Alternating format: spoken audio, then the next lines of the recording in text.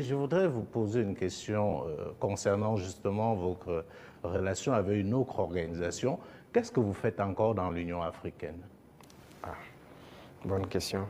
Alors, je dirais que notre situation dans l'Union africaine est tellement passive qu'on ne sait pas si on est dans l'Union ou si on n'est pas dans l'Union. On nous a suspendus depuis, personne ne nous parle, c'est vraiment un silence radio. Donc alors, moi je ne sais pas si je suis dans l'Union ou pas.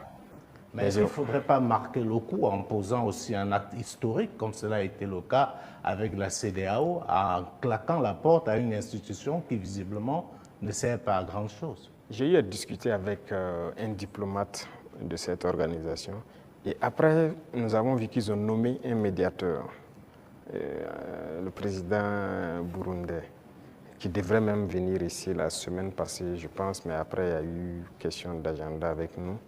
Et on l'attend, on veut l'écouter d'abord, parce que nous-mêmes, nous voulons savoir pourquoi ils se comportent comme ça.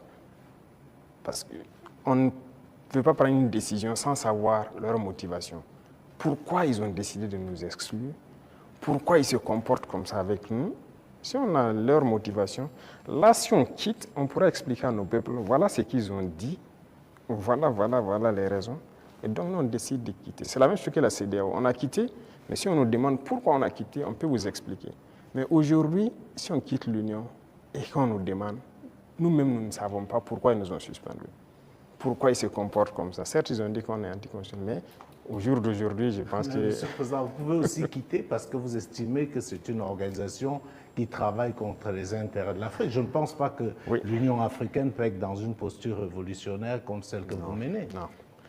Par respect pour certaines personnes, voilà pourquoi j'ai dit j'attends que le médiateur qui a été nommé, qui a déjà envoyé son émissaire, prenne contact avec nous. Nous l'attendons. C'est par respect vraiment pour ce président. Nous l'attendons qu'il vienne, qu'on discute, qu'il nous dise ce qu'il y a et nous lui dirons les conclusions de nos débats.